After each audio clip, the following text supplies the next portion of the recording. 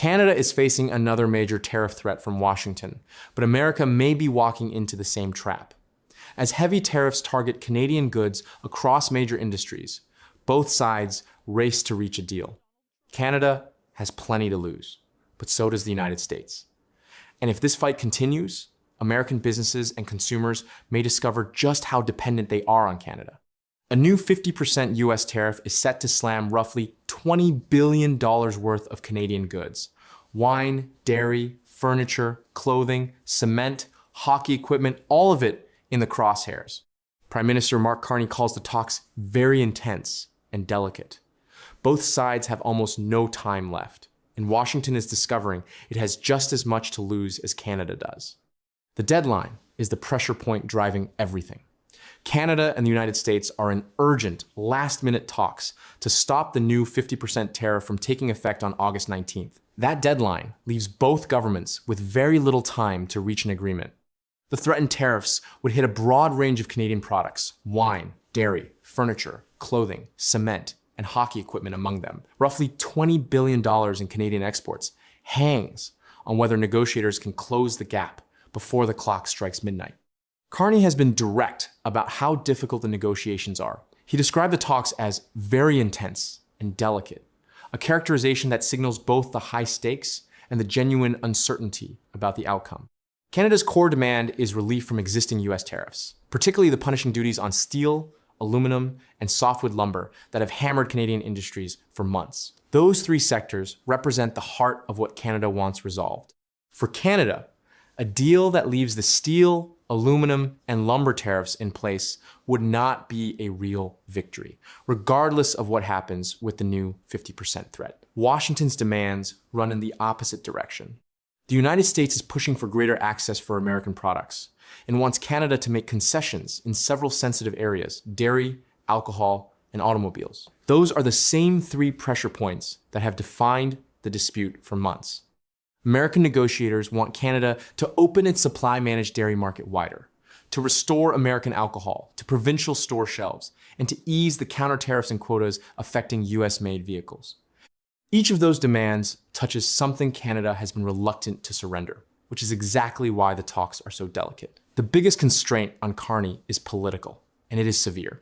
And if you want the real story behind how Canada is still holding its ground through tariffs, wars, and hard times, hit join below to join the membership for exclusive documentaries you won't see anywhere else about Canada's progress and rise through uncertainty. Canada cannot afford to look like it is simply surrendering to Washington.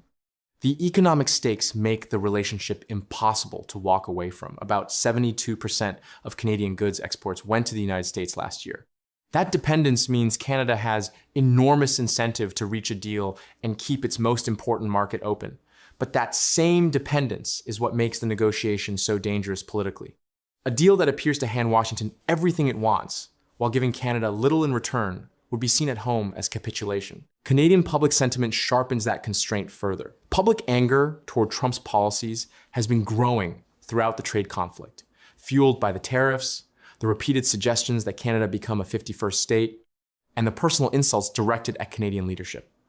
That anger makes it politically difficult for Carney to accept any agreement that looks like a one-sided American win.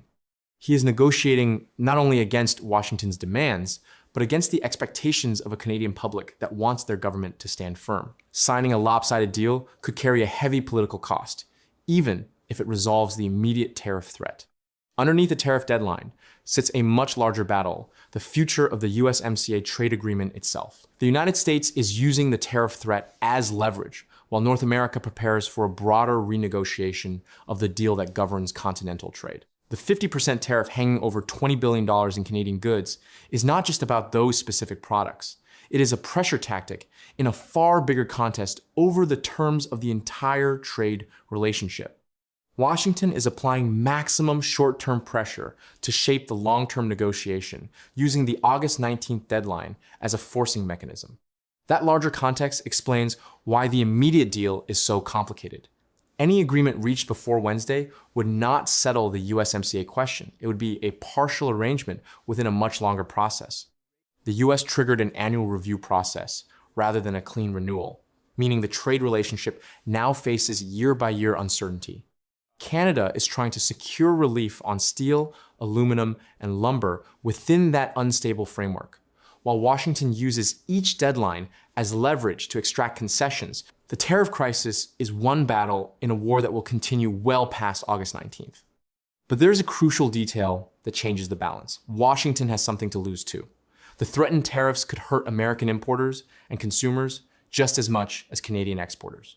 Tariffs are taxes on imports, and American companies that buy Canadian wine, furniture, cement, and other goods would pay those higher costs, often passing them to American consumers.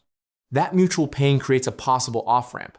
Both sides have an incentive to avoid the tariffs, because both economies would absorb damage if the talks fail. Canada is under pressure, but Washington cannot inflict that pressure without feeling some of it in return.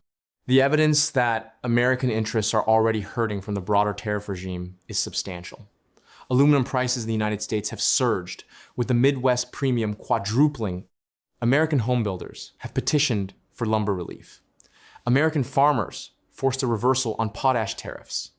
Two major American labor unions asked the U.S. Trade Representative to reconsider the Canada tariffs. Each represents a different American constituency, bearing the cost of the trade war. That accumulated domestic pain is precisely the leverage that gives Canada reason to believe Washington genuinely wants a deal, not just a deadline.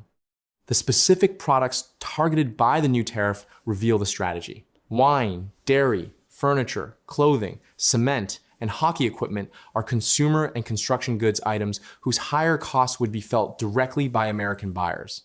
By threatening these categories, Washington maximizes pressure on Canada while also exposing American consumers to the consequences.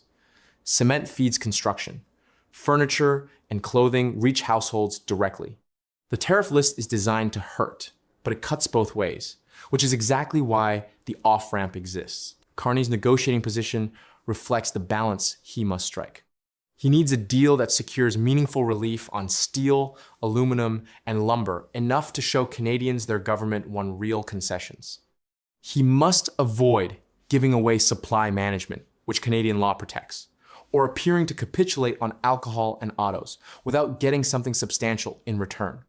And he must do it all before Wednesday's deadline, under intense time pressure, while managing a Canadian public that is watching closely and growing angrier at Washington.